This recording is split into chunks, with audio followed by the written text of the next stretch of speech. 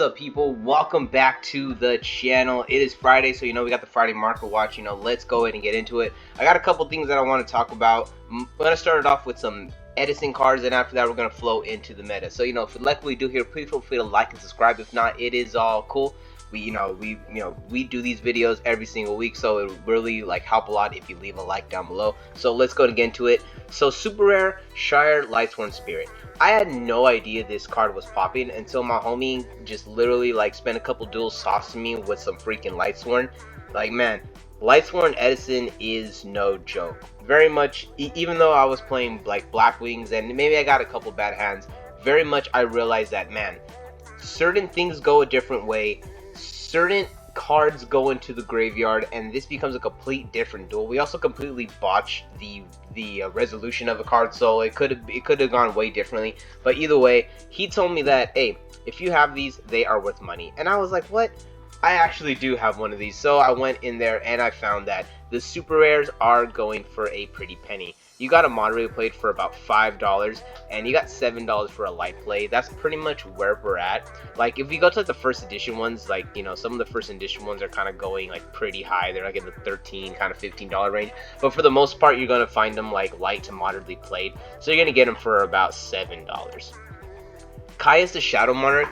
So Caius was actually a couple, about maybe a week or two ago. I went looking for a common Caius and I needed to buy one. And I was at my locals and I told the guy at my locals, hey, you have an ultra rare Caius, go ahead and just put it up. It's worth $3-4. And I completely forgot to add Caius into my market watch. So here we are looking at Caius. And I don't want to go too deep into Caius because you have you don't have that many different versions of him, but in all honesty, every version is at least $2. You got the common short print for $175, maybe $169 for the super rare, but the market price is at $2. And in all honesty, if you're going to play Edison, I would just go ahead and grab certain cards. So Caius is one of those cards because Caius goes into multiple different Edison decks. But just beware, if you don't have any Caiuses, you're going to be paying about $2 for them. If you have some Caiuses and you're not going to use them, I would just get rid of them, put them in the binder because it's good trade bait. It's kind of similar with Ryza the Storm Monarch if you have the holo versions. So you got the super rare at the 150 low mark and the ultra at 330. All the other versions are kind of 60, 50, 96 cents. So if you just have a super rare from from the Force of the Breaker, it looks like you can, if they're moderate played, moderate heavily, about $2. But yeah, if we go by the chart right here, a near mint first edition is probably going for about $6.25. So if you have this card, even if it's mod play, you're still looking at $2. So like I said, if you have some of these cards and you don't play Edison, I would just sell them, trade them, do what you got to do. Mobius is a card that I'm a little hit or miss on.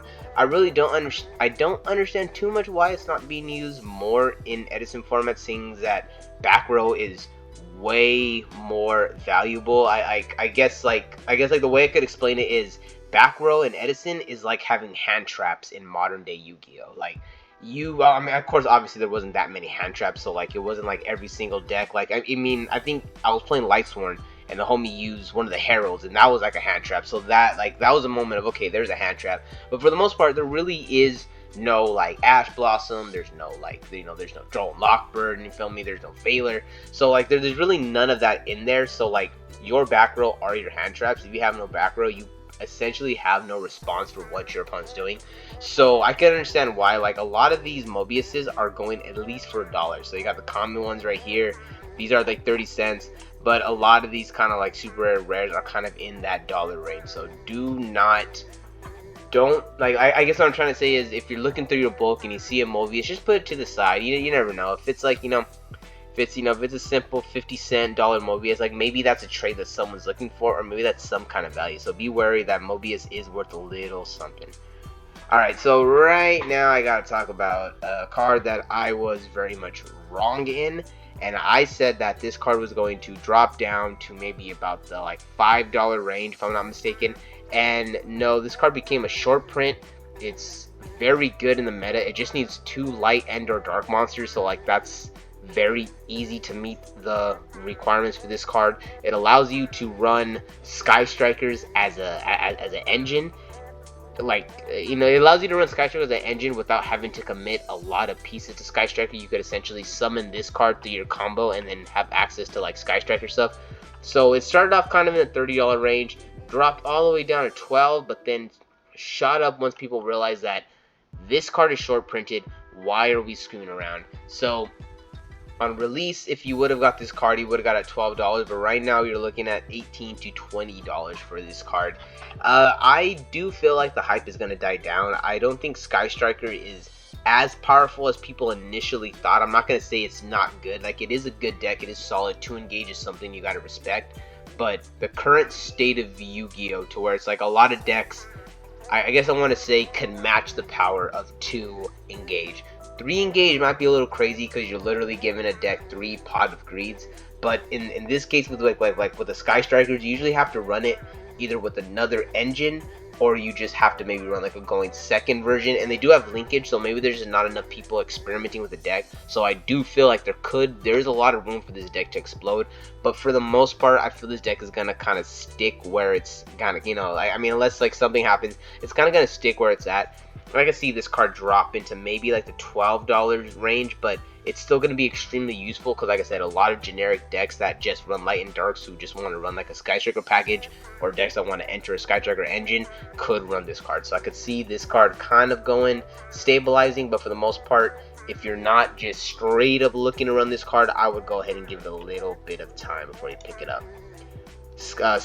Keep talking. We're gonna keep talking with Sky Striker. Sky Striker Mobilize Engage. The original one is going for about $10. Every other version is pretty cheap. You got the Secret Rare from Battles of Legends for about $3. The Ultra Rare from Magnificent Mavens is like 25 cents. The Ultra Rare from Mega Pack is 59 cents. So you have budget versions. So this card is readily available. But the Secret Rare, which I thought was going to be a little bit more, is at $3.68. And honestly, I thought it was going to be like maybe like a $5 card, just because you have that, like, I really do like the art. It looks very nice. Like, looks very much more like, kind of gets you into what's going to go on in the Sky Striker story. But either way, this card being at $3.68, I would pick this card up now. Maybe it might go to $3, but like I kind of see it hovering in the $2 to $3 mark for a while. So engage, like I said, if you have these originals, sell them, maybe to get some money back, but there's also a budget version if you're trying to look to play the deck. Zodiac. So I was kind of tripping because like I heard talk like, oh, Chalka9 is up, Chalka9's up, and I'm like, is it? But that's just the gold version. The gold version, which historically has seen less and less popularity and less people really liking it, has kind of seen this whole, like, if there's 2 rarities, one's gold, one's not, then the gold one's gonna be like the price of a common, and then the other higher rarity is gonna kind of shoot up. So we kind of see that right now, to where this Chalka9, if we're looking at it, it's about 35 cents, and this one is going for about $10. The original ultra rare Chalka9 is actually, I believe it came in the same set as Ash Blossom, so I remember kind of just going crazy for this card. Like, I was just super on point with Ash Blossom to where I knew I needed it, so I probably opened like maybe like a case full of freaking Maximum Crisis just off of tournament winnings, going to different locals and just buying, like, going to 4 different locals and literally buying 3 freaking boxes and like accumulating almost like probably not a full case, maybe like closer to like maybe 10, just opening 10 boxes of this set because I knew I needed Ash Blossom. And I remember having a whole bunch of these Chalka9s, and having Chalka9 right here just kind of makes, I wouldn't say it makes perfect sense, but I know that people are trying to go into the Zeus package, so I could kind of see this as like, if you want to add the extra material to Zeus, you need to buy the Chalka9, because that's kind of how like the Zodiacs work. They kind of all kind of pile up. So like this one right here, this is like, so like this one right here kind of like coming up. It looks, see, this was going like super low. Looks like you get it for like $2 and it shot all the way up. Looks like heavily plays about $10.50, light play $9.50. So we're about the $9 to $10 range for Chalka9. Essentially, they're just all trying to pile up Chalka9 onto this card right here, Zodiac Borbo. So that way you can make like a very high material Zeus to have like a lot of opportunities to use it. And I'm looking at a Borbo. and it only has like one super rare printing, and it is pretty expensive. It was just worth $1, but then boom, just kind of shot up once everyone kind of started to gravitate towards Zeus and everything. Different ways to get Zeus just kind of makes this card go up. So we're looking at a super rare near mint unlimited for about $465, $469, about the $4 to $5 range for Zodiac Orbo. Zodiac Trident, only the original Raising Tempest is really up, all in the original first edition. All the other ones are pretty much low, but this one right here, Light Plate Unlimited, $329, Light Plate First Dead, $398, so looking about $3 to $4 for this card, Light Plate First Dead or Unlimited. So if you have these in the original rarity, I would kind of, very much either put them to the side or post them because they are worth some money. Battles of Legend, I just quickly wanted to go over IP Masquerena right here. Earlier in the week, I pulled this card and I was extremely happy. It has been going down, but we do got some sales right here. Here I am at 230. I'm probably gonna switch that. We got a guy right here at 227, so I'm probably gonna switch this. May put myself lower than this guy. I'm very happy about pulling this card, but at the same time, I have to keep things flowing. And in all honesty, go ahead and pick up the secret rare, because the secret rare might be a good pickup card. Looking at some of these cards right here. You got like Sky Striker Azalea, this is like one of the highest ones of Battle Legend. Then Rite of Armaseer, I really did not expect this card to like hold to this value, but this is the only reprint of like the most important card of the water, the whole adventure engine. So it's starting to make more sense. Zeus being at 1350 is like, damn, that kind of sucks because Zeus was at about $12. It's ultra rare at the lowest, like the reprint that I had. So its lowest was $12, and for it to get a reprint and now it's higher than its reprint was, kind of just sucks because it's like, man, like you're really hoping for these cards to bring down the price, but sometimes circumstances come up, like how Battle Legend just took a really good set, has some sword prints, and then it just makes a card like this kind of hold its value. Duality, I pulled this yesterday and during my box openings, only at $10. That's pretty good. And Assault Synchron kind of going down, but I do see potential for this card in the future, so if you get these, hold on to these. I think these might kind of shoot up. No Punk and Foxy Tune in the $3 to $4 range. I really do like these reprints. That's like a lot of help. And this reprint is really good. IP Masquerena, this is one of those reprints where I feel that they did it as like damage control to make sure things don't go too far. So if you don't have IP Masquerena or you only had one, just go ahead and pick this up right now, because I could slowly see this card just slowly starting to inch its way up to where it's like a $5 card, and then it's like, why is it a $5 card? Because you literally just have like the original version, Starlight, and the Ultra Art, and that's it. That's the only other options, and I do like how this card looks secret rare. So, and Super Poly, that's another card that I feel like you guys should pick up. Super Poly is another very good pickup. Danger Nessie, not that bad either, and Ivy.